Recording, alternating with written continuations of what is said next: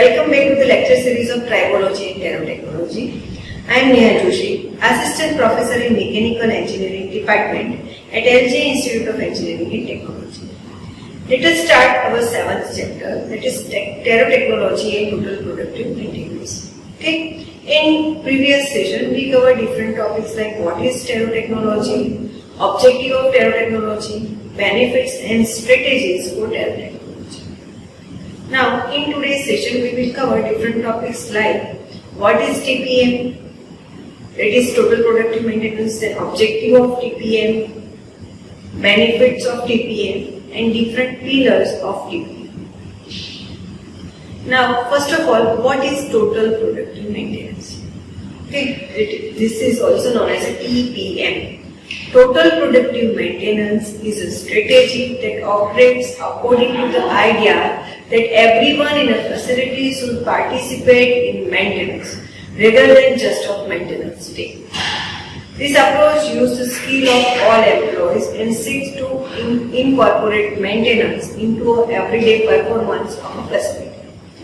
The total productive maintenance started as a method of physical asset management focused on maintaining and involving manufacturing machinery in order to reduce the operating cost to the organization. The goal of TPM is the continuous improvement of equipment effectiveness through engaging those that impact or aid in a small group improvement activities. This is what about TPM. Now, total quality management and total productive maintenance are considered as a key operational activities of the quality management system. Further repeat, TQM and TPM, total productive maintenance, are considered as the key operational activities of the quality management system. In order for TPM to be effective, the full support of total workforce is required.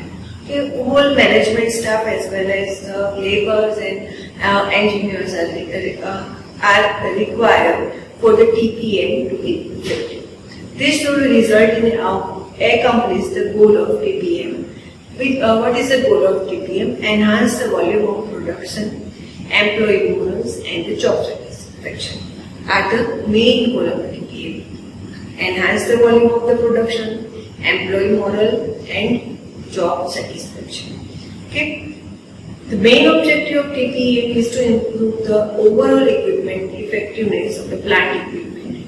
TPM addresses the cause for accelerated deterioration and production losses while creating the corrective environment between operators and equipment to create ownership. Okay. Now, how does total productive maintenance work? How it works? Maintenance and reliability workers are always striving for perfect production. This is very difficult since unexpected problems arise even in the best plant facility. Unexpected problems like breakage of any machinery or equipment arise daily. Okay, if the facility is well planned. However, total productive maintenance will get facility as close as it can to perfect production. Okay, the TPM frame maintenance as a business advantage, no downtime and no equipment failure, meaning only production and only profit. So TPM is main goal of the TPM is only production and only profit. TPM is built on the 5S methodology. Now, what is the 5S? 5S, first S for the short, second S for the straighten, then sign, standardize and sustain. It is built on this 5S methodology which help organize and standardize facility procedure leading to the many benefits for both production and workplace quality. Now, here in this diagram, you can see what are the different stages of TPM. It maximizes the equipment effectiveness. Okay. Then involve all employees. Okay. In TPM, it is necessary for the effective working of the TPM involve all the employees rather than the maintenance team, as we discussed earlier. Then it increase the production, reduce the cost, and achieve zero defects, zero breakdown and zero accident. Okay, so by using TPM, the reduction of maintenance, okay, accident and equipment failure will be reduced. Now, main objective of TPM. First objective is increase the production while at the same time increasing employee morale and job satisfaction. Okay, so by using TPM, we can increase the production. Morale of the employees also increase. Okay, because all the employees are involved in the TPM and the job satisfaction will increase. Okay. And the next objective is hold emergency and unscheduled maintenance to a minimum. By using the TPM method, emergency maintenance is reduced. Okay? So this is the main objective of the total productive maintenance.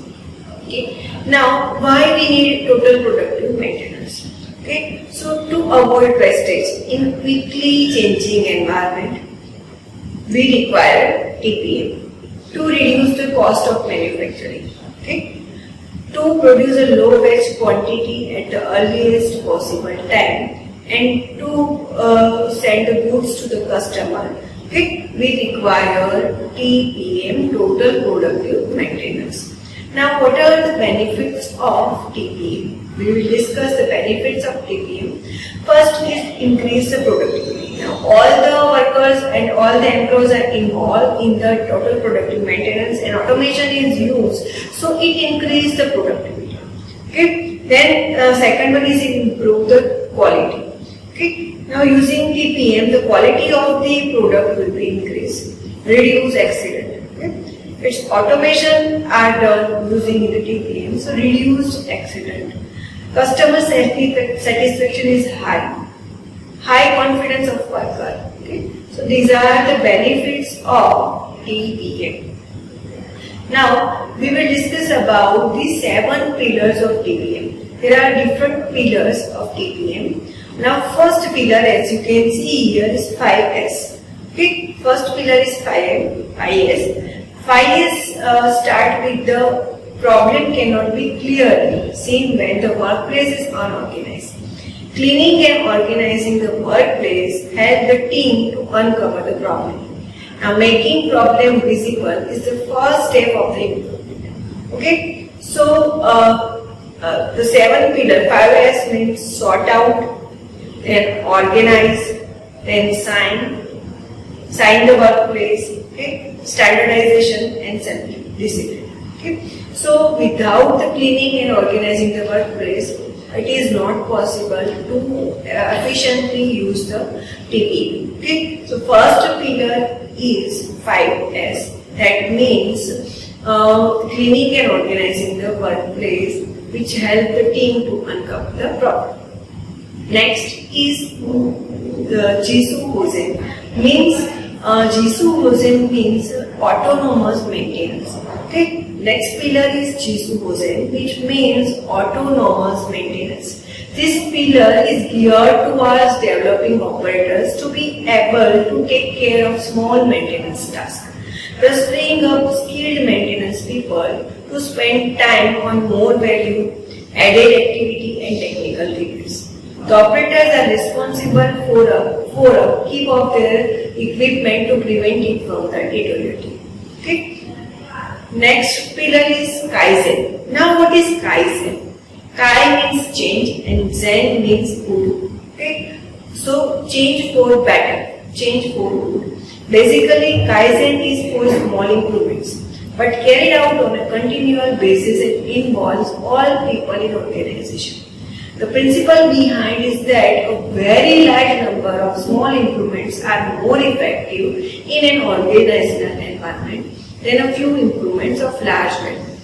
This pillar is aimed at reducing losses in the workplace that affect our efficiency. Okay? So by using a detailed and thorough procedure, we eliminate losses in a systematic method using various Kaizen tools. These activities are not restricted to production areas and can be implemented in administrative areas as well. Now, pillar number 4 is plant maintenance. Now, what is the main aim of the plant maintenance? It is aim to have a trouble-free machines and equipment producing defect-free products for the customer satisfaction. With the plant maintenance, we evolve an effort from a reactive to a proactive method and use a trained maintenance staff to help train the operators to better maintain their equipment. Now, next pillar is quality maintenance, which is also known as a QM. Now, what is the main aim of the quality maintenance? It is aimed towards the customer delight through highest quality through defect-free manufacturing. Now, focus is on eliminating non-conformance in a systematic manner. We gain understanding of what parts of the equipment affect product quality and begin to eliminate current quality concern to move to potential quality concern. The transition is the form of reactive to proactive. The next pillar is training. Now, what is the training? It is aimed to have a multi-skilled revitalized employee whose morale is high and who is eager to come to work and perform all required functions effectively and independently. Education is given to operator to upgrade their skill. The employee should be trained to achieve the form phase of skill which are do not know, okay? Then know the theory but cannot do, can do but cannot teach, and can do and also teach. So these are the different phases under which the training is performed. And the last pillar is Office TPM. Now, what is Office TPM? Office TPM should be started after activating from the pillars of TPM. Okay? Office TPM must be followed by the improved productivity, efficiency in the administrative functions, and identify and eliminate the losses. This includes analyzing process and procedure to provide increased office automation. Office TPM covered 12 major losses. Okay, first one is processing loss, then cost loss, including in areas such as procurement, account, marketing, leading to the high inventories. And third one is communication loss, idle loss, setup loss, accuracy loss, office equipment breakdown, communication channel breakdown, time spent on retrieval of information, non-availability of correct online stock status, customer complaints due to logistics, and expense on the emergency dispatch or purchases. Okay? So this is what about the total productive maintenance, why we are using total productive maintenance in industry nowadays. Okay? So thank you all of you for watching this video.